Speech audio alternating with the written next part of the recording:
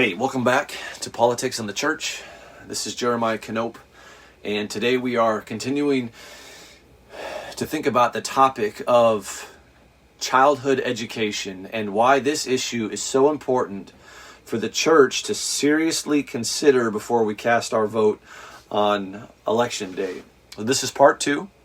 So if you missed the previous video, I'd encourage you to go back and watch that one first.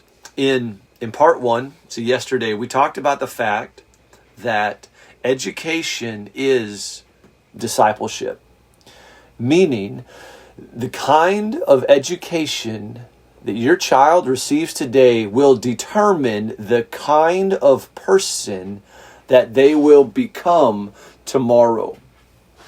And since our children truly are the future of our country, nothing could be more important than the education of our children when it comes to the future of our nation. So the first biblical issue that we looked at was the fact that God has given parents the authority and the responsibility in the education of their children. And so, if a political party is seeking to take that authority away, then we have strong biblical reason for casting our vote against that party.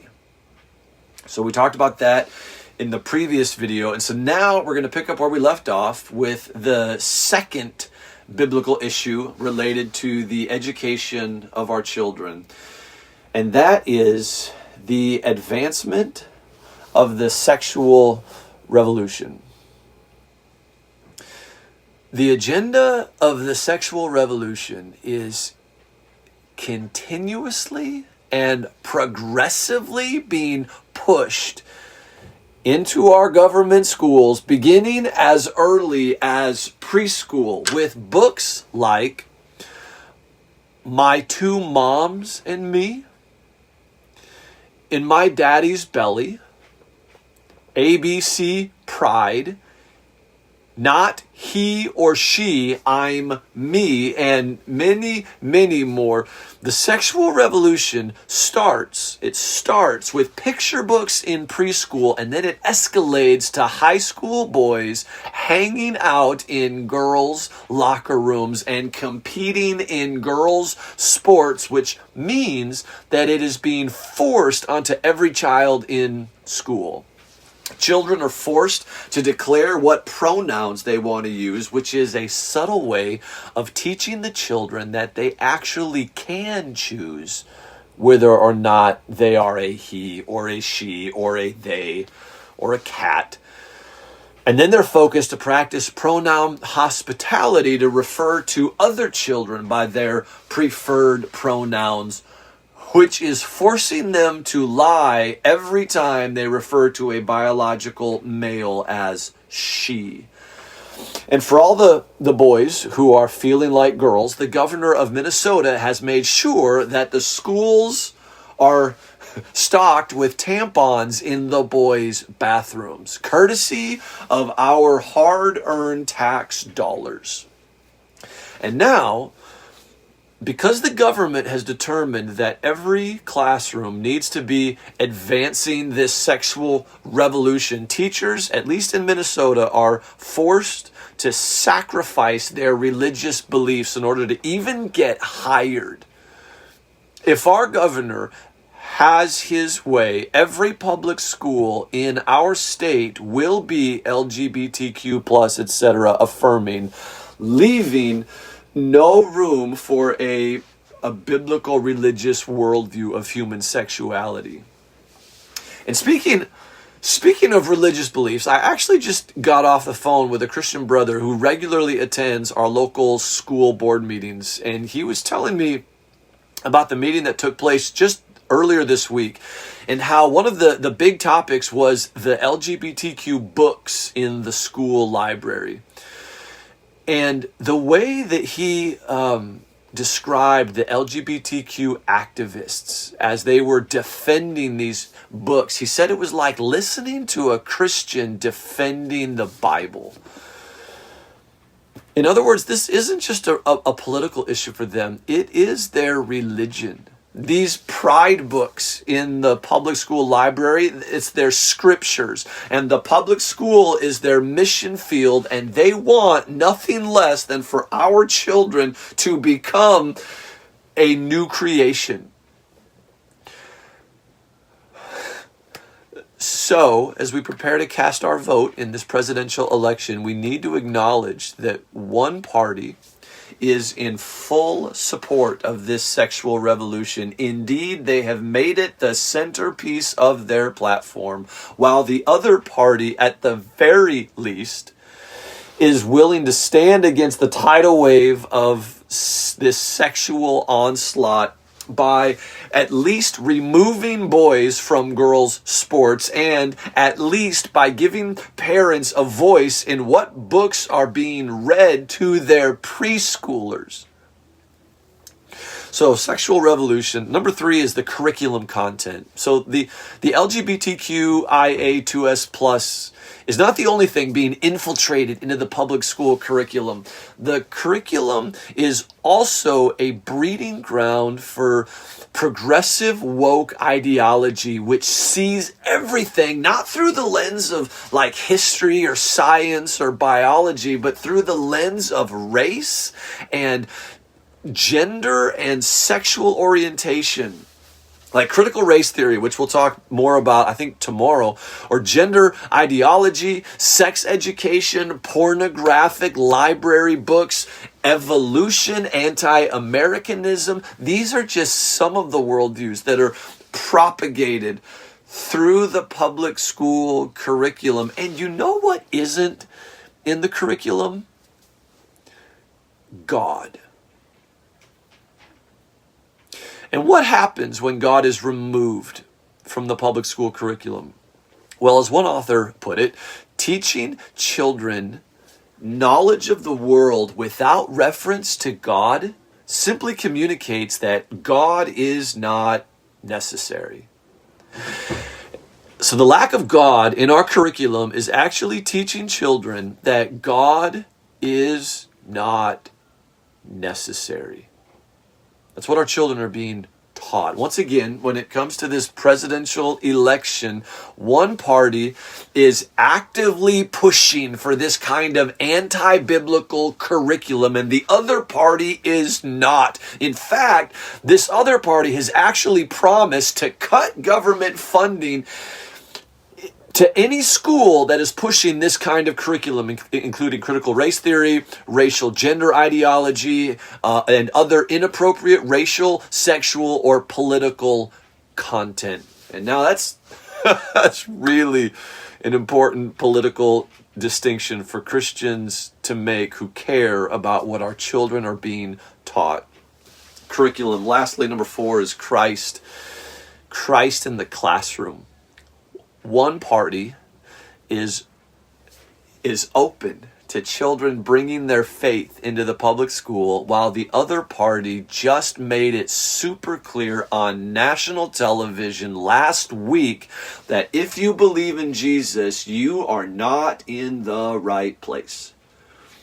One party has actually said that it will champion the First Amendment right to pray and read the Bible in school. That's a quote. And now, while that may sound radical to us, it's simply a return to the foundation on which this country was built. Once upon a time,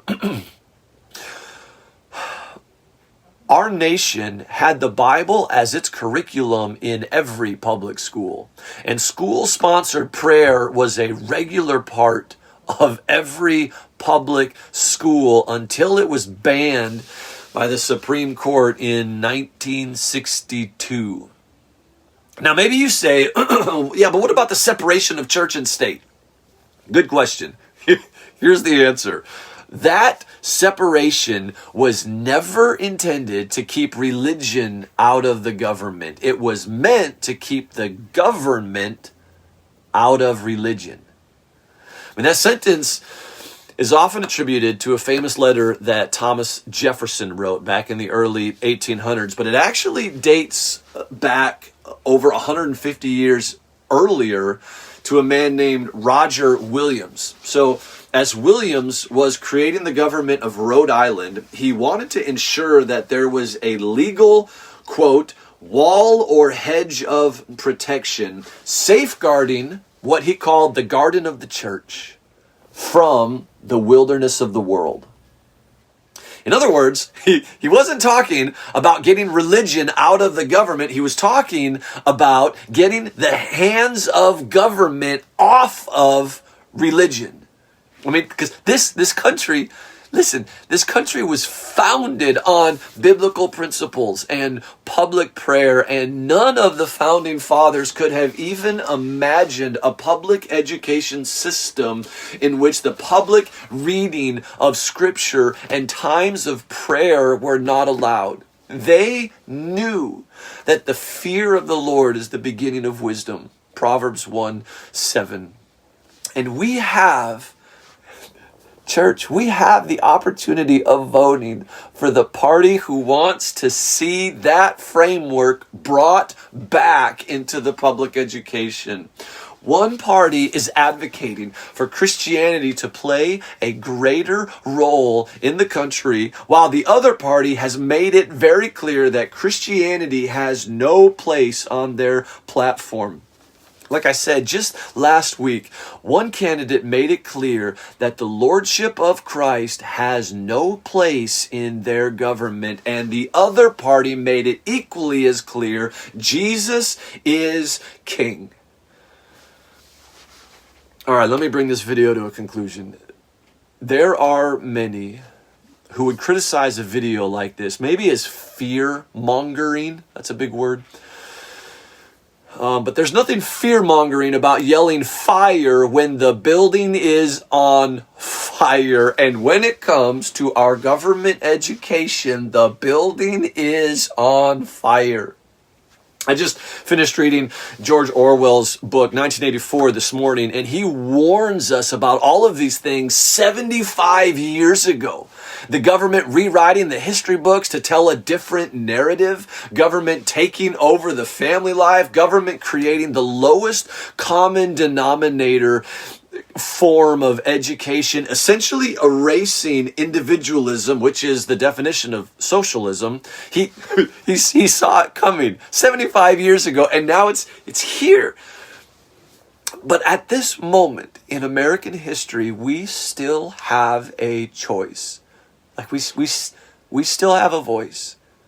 And that may not be true 4 years from now, but it is true right now. So what options, because we have options, so what options do Christian parents have when it comes to ensuring a godly, biblical, Christ-centered foundation for the education of their children? Well, option number one, be intentional about using every opportunity you have to teach them the truths of God's Word. Right? Raise them up in the nurture and admonition of the Lord. Remember that no matter how you choose to educate them, the responsibility ultimately falls on your shoulders. And that's a beautiful thing. Number two, use your freedom of choice to get them in the best schooling situation that you possibly can. Now, my family has chosen to homeschool our children. Some families choose to make the financial sacrifice to put their children into a Christian school. Some families are able to get their children into a church-run school, which is something I'm really hopeful to see happen in my church in the years ahead. Maybe online school feels like a good option, or maybe public school feels like your only option. But listen, at least there is still a thing as open enrollment, at least in Minnesota, which allows you to choose the best public school option for your child. But now one party wants to take all of these freedoms away, and it's no secret. But at the moment, parents still have an option of how to educate their children. Give them the best education you can. That's number two. Number three, If public school feels like your only option, then be as actively involved and invested into your child's education as you possibly can. We have several families from our church who attend the public school board meetings every month in order to learn what's going on in the school system, and in order to speak up about issues that impact the well-being of our children. So be invested. Talk to your child about what they're learning. Look through their curriculum, at least through the table of contents or maybe the chapter headings. Invite their teachers over for dinner. Like, I know this might sound overwhelming, especially if you're like a single mom, but listen, the stakes are just too high not to. So maybe you ask somebody from your church to come alongside you who can help you review their curriculum, or maybe attend the school board meetings on your behalf. The point is, do whatever it takes to make sure that the government is not stealing your child's soul. That's how serious this is. Finally, fourth, use this rare freedom that God has given us in this country to vote for the party that will continue to give us a choice and a voice in our child's education. For the love of our children, pray for them, be actively involved in discipling them, and then go vote for them.